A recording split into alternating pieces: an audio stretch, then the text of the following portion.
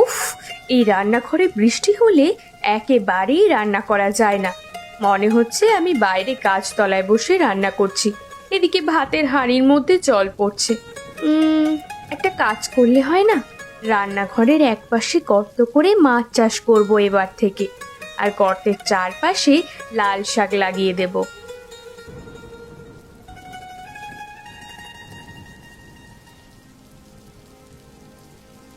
বৃষ্টির জল যে ভাতের হাঁড়ির মধ্যে পড়ছে, সামনের বছর একটা নতুন রান্নাঘর করতেই হবে। এখানে একেবারে রান্না করবার মতো নয়। তোমার আর নতুন করে রান্নাঘর করা হবে না। প্রতি বছর একই কথা শুনতে শুনতে আমি একঘেয়ে হয়ে গেছি। কি করব বলো? হাতে কিছু টাকা পয়সা না জমলে তো রান্নাঘরের কাজে হাত দিতে পারি না।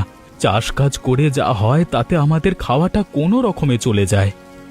ওদিকে তোমার দাদা বৌদিকে দেখো, তারা কত সুখে আছে। তোমরা আপন দুই ভাই, একজনের সংসার রাজার মতো চলে, আর একজনের দুবেলা ঠিকমতো খাওয়াও জোটে না। আমার বৌদির বাবাই তো দাদার ব্যবসার জন্য টাকা দিয়েছিল, সেই টাকা দিয়েই তো দাদা দোকান দেয়, নইলে দাদার অবস্থা আমার চেয়ে খারাপ হতো। আমার বাবার অবস্থা ভালো হলে তোমাকে তো ব্যবসা করার জন্য টাকা দিতে পারতো। যাকে এসব কথা, তোমাকে একটা কথা বলার ছিল। আমাদের রান্নাঘরটা তো বেশ বড়।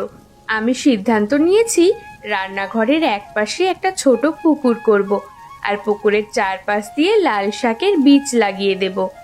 কি বলছো এসব? এখানে কি এসব করা সম্ভব? ঠিকমতো আলো বাতাস না আসলে তো মাছ চাষও হবে না, লাল শাকের চাষও করা যাবে না। ঘরের চালটা পুরো ভেঙে ফেলতে হবে, তাহলে দেখবা আলো বাতাসের অভাব হবে না। আমার কথা মতো কাজ শুরু করো, দেখবা আমাদের জন্য ভালোই হবে। ঠিক আছে, তুমি যখন বলছো তাই হবে।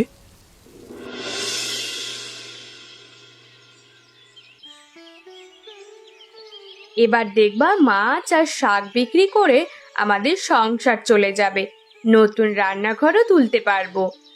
আগে হোক, তারপর না হয় তুমি ব্যবসা করবার চিন্তা করো। তোমার কথা শুনে আমাকে অদ্ভুত কাজ করতে হচ্ছে। লোকে দেখলে হাসাহাসি করবে। হাসাহাসি করলে করবে, আমাদের জমিতে যা খুশি তাই করতে পারি। তাতে যদি পাড়ার লোকেদের হাসাহাসি করতে ভালো লাগে, হাসবে।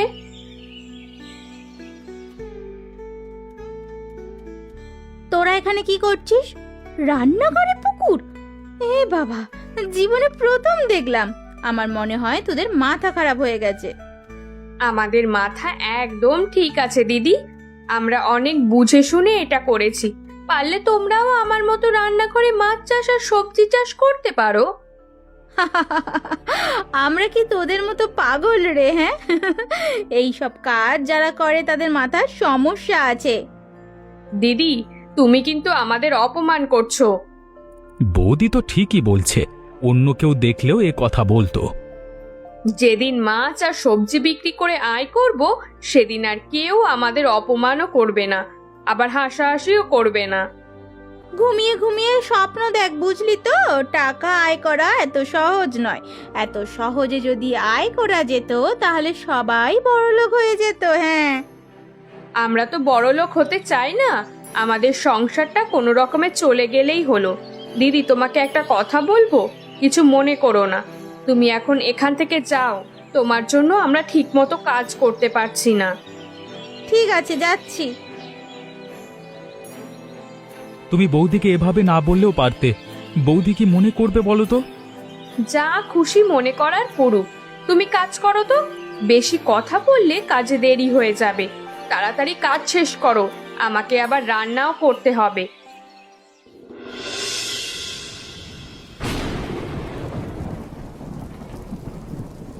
আমাদের বিক্রি প্রায় শেষের দিকে, ভালো দামেই বিক্রি করতে পারলাম।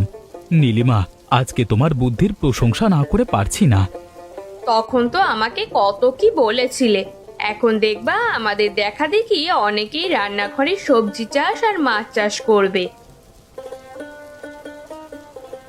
দাদা, তুমি বাজার করতে এসেছো বুঝি? তোমার প্যাকেটটা দাও, তাজা মাছ আর লাল শাক নিয়ে যাও, আজকে আর বাজার করতে হবে না। তোরা এখানে মাছ আর শাক বিক্রি করতে এসেছিস? ছি ছি ছি ছি, তোদের জন্য দেখি আমার মান সম্মান থাকবে না। কেন দাদা, তোমার মান সম্মান থাকবে না কেন? আমরা তো চুরি করছি না, ব্যবসা করছি যাতে নিজের সংসারটা ভালো চলে। ব্যবসা করবি ভালো কথা, তাই বলে বাজারে মাছ আর শাক বিক্রি করবি? আমার মতো একটা দোকান দিতে পারতিস। এলাকায় সবচেয়ে বড় দোকান আমার, বেচা কিনা অন্যদের চেয়ে বেশি হয়। শ্বশুরের টাকা পেলে বড় দোকান দিয়ে যায়। আমার বাবা তো আপনার ভাইকে টাকা দিতে পারিনি, বড় দোকান দেওয়ার স্বপ্ন আমরা কি করে দেখি বলুন তো? তুমি দাদার সাথে এভাবে কথা বললে কেন? বাড়ির বউদের এমন উঁচু গলায় কথা বলতে হয় না। এখানে দাঁড়িয়ে আমাদের যা তা বলে গেল, সেটা তোমার কানে যায়নি মনে হয়? আমি দুটো কথা বলেছি, এতে তোমার খুব খারাপ লেগেছে তাই না? চুপ করো, মহেশ কাকা আসছে।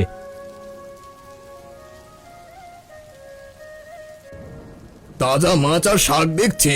মাছ আর শাক যা আছে সব আমাকে দে। তাজা শাক মাছ সহজে পাওয়া যায় না। কত দাম দেব? 400 টাকা দাম হয় কাকা, তুমি আমাকে 350 টাকা দাও। তুমি নিজেদের লোক, তোমার কাছ থেকে বেশি নিই কি করে? হ্যাঁ হ্যাঁ। এই নে টাকা।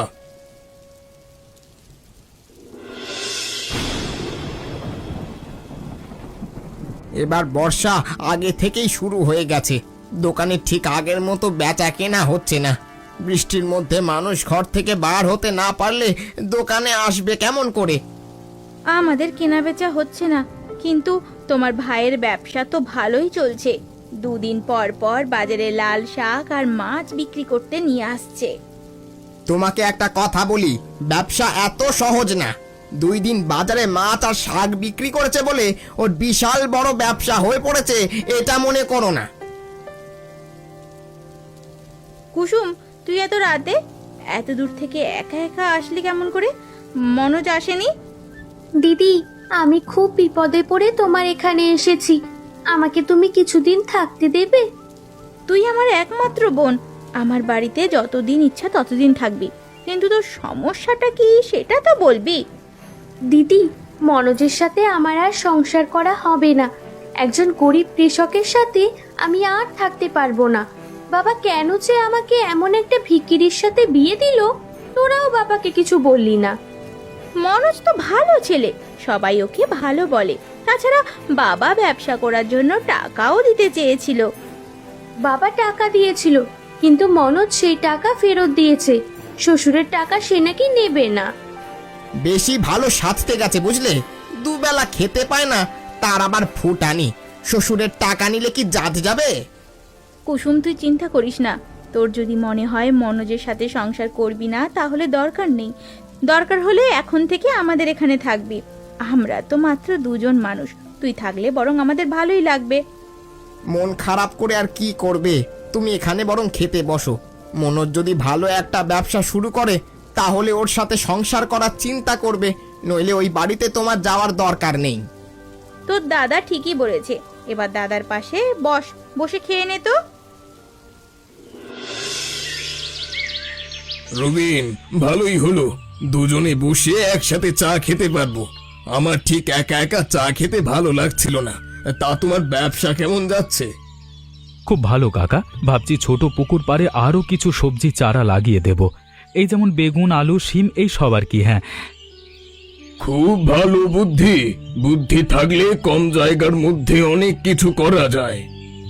তবে আমার বুদ্ধিতে এসব হচ্ছে না, সব আমার বউয়ের বুদ্ধি। প্রথম যখন শুরু করা হয়েছিল তখন আমি ওর উপর রাগ করেছিলাম। এখন বুঝতে পারছি ও ঠিক ছিল। সত্যি রে, এমন বউ পাওয়া কপালের ব্যাপার। এমন অনেক পরিবার আছে যাদের বউয়ের কারণে ধ্বংস হয়ে যাচ্ছে। রবিন, আমি তোকে একটা কথা বলি, মোড়ের মাথায় একটা ছোটখাটো দোকান দে। সেখানে মাছ সবজি সব থাকবে।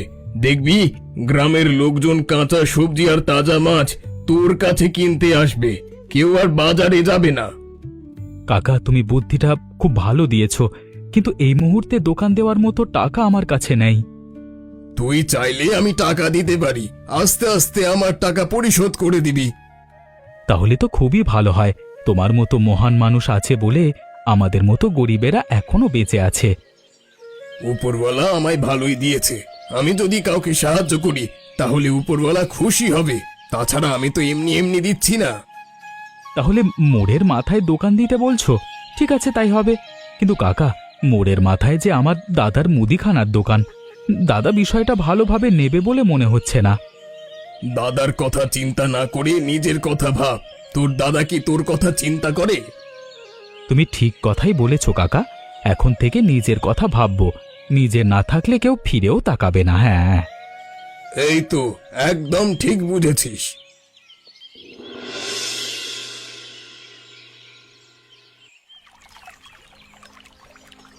আমাকে এখানে আসতে বলে তুমি দেরি করে আসলে।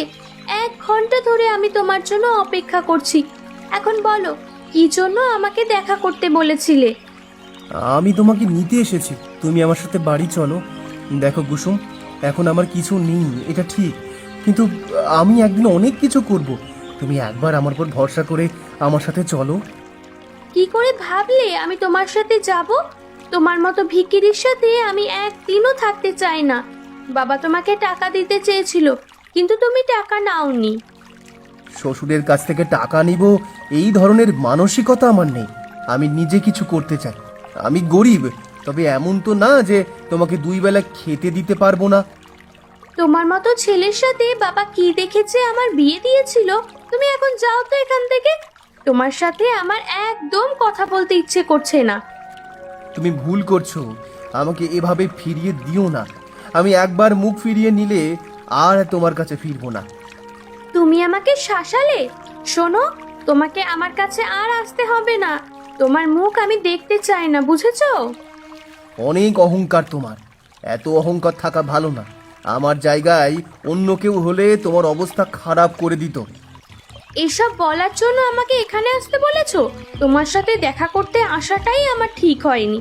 তুমি এখন আমার চোখের সামনে থেকে যাও, আর ভুলেও আমার সাথে কখনো দেখা করার কল্পনা করো না। ঠিক আছে, আমি চলে যাচ্ছি।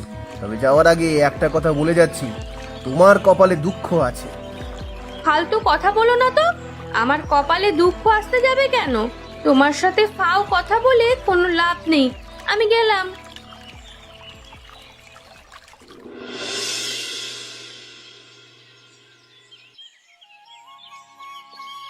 রান্নাঘরে মাছ আর সবজি চাষ করে এত লাভবান হব ভাবতেই পারিনি। মাছ চাষ করার পাশাপাশি বেগুন, আলু, পটল, লাউ, কুমড়ো, লাল শাক সব কিছু চাষ করতে পারছি। তবে মহেশ কাকার সাহায্য না করলে দোকানটা দেওয়া সম্ভবই হতো না। কাকার অবদান ভুলতে পারবো না কখনো। ব্যবসা খুব ভালোই হচ্ছে, তাই তো? আর এদিকে আমার দোকানে একটা খদ্দেরও আসে না। তোমার এখানে দোকান দেওয়ার পর থেকে আমার ব্যবসাটা জলে পড়েছে। আপনার ব্যবসা জলে পড়লে আমরা কি করব? আর আমাদের জন্য জলে পড়বে কেন? আমরা তো সবজি আর মাছের ব্যবসা করি, আর আপনার তো মুদিখানার দোকান। আমি এত কিছু বুঝি না। আমার কথা হলো, তোমাদের দোকান এখানে থাকবে না। 2 দিন সময় দিলাম। এই 2 দিনের মধ্যেই দোকান সরাতে হবে, নইলে আমি তোমাদের দোকান ভেঙে দেব। আমাদের মতো ছোটখাটো ব্যবসায়ীর দোকান আপনি কেন ভাঙতে যাবেন দাদা? আপনি একজন বড় ব্যবসায়ী। আমাদের সাথে হিংসে করা আপনার মানায় না।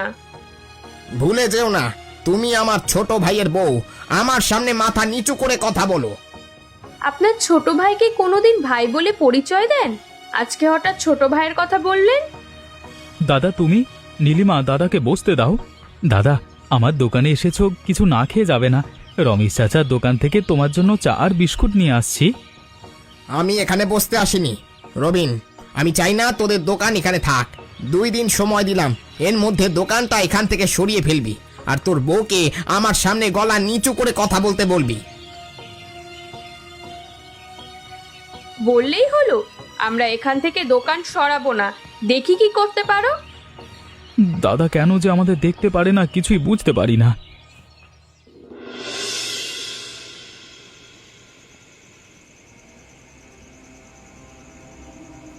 বলেছিলাম 2 দিনের মধ্যে দোকান সরাতে, কিন্তু আমার কথা শুনেনি। আমি ওর দোকান জ্বালিয়ে দেব। দিন দিন আমার অবস্থা খারাপ হচ্ছে, আর ওর উন্নতি হচ্ছে। চোখের সামনে ওদের উন্নতি কিছুতেই মেনে নেওয়া যায় না। দোকান জ্বালিয়ে দিলে তোমার অবস্থা আবার আগের মতো হবে তো? আগের মতো অবস্থায় ফিরে না আসলে আমি কিন্তু তোমার সাথে সংসার করতে পারবো না।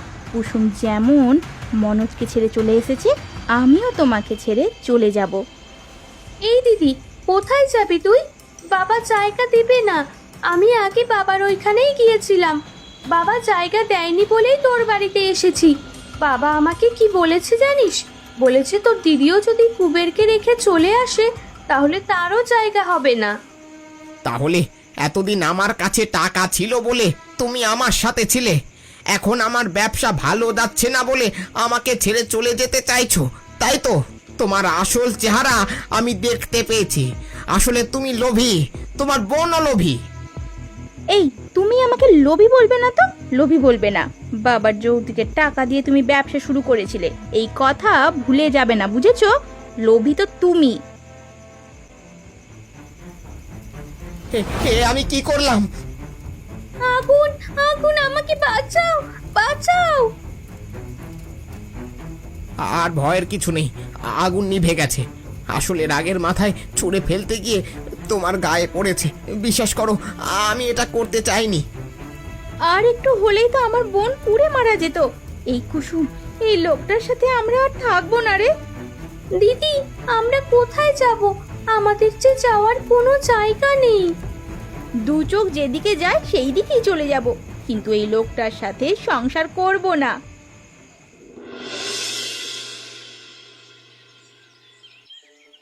আমাদের কপালে যে এত সুখ আসবে আমরা ভাবতেই পারিনি। নীলিমা, তোমার জন্য সব হয়েছে। একা আমার জন্য কিছু হয়নি গো, তুমি পাশে না থাকলে কোনো কিছুই সম্ভব হতো না। তবে আরেকজন আমাদের পাশে সব সময় ছিল, ওনার কথা না বললেই নয়। মহেশ কাকা টাকা পয়সা দিয়ে আমাদেরকে অনেক সাহায্য করেছে। উনি এখনো আমার কাছে কিছু টাকা পায়। আজকে আসতে বলেছি, ওনার টাকাগুলো দিয়ে দেব। সব ঠিক আছে, কিন্তু আমার একটা ব্যাপার খুব খারাপ লাগে। দাদাকে ছেড়ে দিদি চলে গেছে, 1 মাস দিদির কোনো খবর নেই। দাদার ব্যবসাও আর চলে না, একা একা বাড়ি অনেক কষ্টে আছে। ওগো, একটা কাজ করলে হয় না? আমরা দাদাকে বাড়িতে নিয়ে আসি বরং। তোমার মনটা অনেক বড় গো। দাদা আমাদের সাথে যা করেছে, অন্য কেউ হলে দাদার সাথে কখনো যোগাযোগ করতো না। আর তুমি বলছো দাদাকে বাড়ি নিয়ে আসবার কথা। বেশ তো, আমরা আজকে বিকেলে গিয়ে দাদাকে নিয়ে আসবো। কাকা, এসো এসো, আমাদের সাথে চা বিস্কুট খাও। চা বিস্কুট এখন খাবো না, আমার একটা জরুরি কাজ আছে। রবিন দেখা করতে বলেছিল, তাই এলাম। এই রবিন, দেখা করতে বলেছিলি কেন? তোমার টাকাগুলো নাও। অনেক দিন ধরে ভাবছি দেবো, কিন্তু দেওয়া হয় না। আমার উচিত ছিল তোমার বাড়ি থেকে বাড়ি গিয়ে টাকাগুলো পৌঁছে দেওয়া, কিন্তু সময়ের অভাবে হয়নি গো। আরে পরে দিলেও পারতিস, আমার যখন প্রয়োজন হতো চেয়ে নিতাম। সে যাগ্গে, আমাকে এখন যেতে হবে। তোদের আরো উন্নতি হোক, এই প্রার্থনা সব সময় তোদের জন্য থাকবে। কাকা অনেক ভালো মানুষ, ওনার মতো মানুষ এই জগতে খুব কম আছে। শোনো, একদিন কাকাকে দাওয়াত করে খেতে দিলে হয় না? হবে না কেন? সময় করে একদিন কাকার বাড়ির সবাইকে দাওয়াত দেব। নীলিমা, আমাকে আবার দোকানে যেতে হবে। দুপুরে বাড়ি আসা হবে না, তুমি খাবার নিয়ে দোকানে যেও। ঠিক আছে, যাব। গাছতলায় মনে হয় 2 জন ভিখারি বসে আছে। যাই যাই, ওদের কিছু টাকা পয়সা দিয়ে আসি। উপরওয়ালা আমাকে এখন অনেক কিছু দিয়েছে। কাউকে দান করলে টাকা পয়সা কমে না, বরং বাড়ে। এই যে শুনছেন, এই যে এ কি, এ আমি কি দেখছি? তোমরা? হ্যাঁ, আমরা। আমাদের অবস্থা এখন এমন। একটা সময় আমি তোমাকে ভিখিরি বলতাম, এখন উপরওয়ালা দেখো সত্যি সত্যি আমাকে আর দিদিকে ভিখিরি বানিয়ে দিয়েছে। তোমাদের এই অবস্থা হলো কেমন করে? দিদি, আপনাদের অবস্থা তো অনেক ভালো ছিল। আমাদের লোভের ফল ভাই, বেশি লোভ করতে গিয়ে এই অবস্থা হয়েছে। আমরা বেশি লোভ করি বলেই বাবা আমাদের বাড়িতে জায়গা দেয়নি। আমরা 2 বোন এখন রাস্তায় রাস্তায় ভিক্ষা করে বেড়াই। ভাই, পারলে আমার বোনকে মাফ করে দিও, মাফ করে দিও আমার বোনকে। আমি ধান চালের ব্যবসা করি, ব্যবসায় ভালো লাভও হচ্ছে। উপরওয়ালা আমাকে বেশ ভালো রেখেছে। ওগো, তোমার পায়ে আমাকে একটু আশ্রয় দিও। আমার কোনো টাকা পয়সা লাগবে না, আমি শুধু তোমার সাথে থাকতে চাই। দেখলে তো, কি হতে গিয়ে কি হয়ে গেল। তুমি এখন আমার কাছে আশ্রয় ভিক্ষা চাইছো। আচ্ছা, তোমাকে মাফ করে দিলাম। আমার সাথে চলো। কোথায় যাব? আমার বাড়িতে।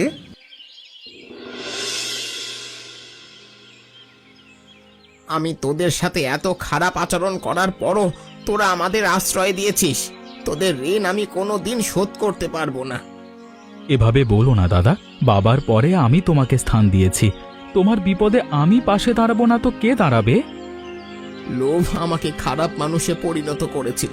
এখন বুঝতে পারি লোভ করে কখনো ভালো থাকা যায় না।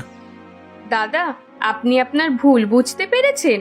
সব সময় সৎ পথে চলার চেষ্টা করবেন, দেখবেন কোনো বিপদ আর আপনাকে ছুঁতে পারবে না।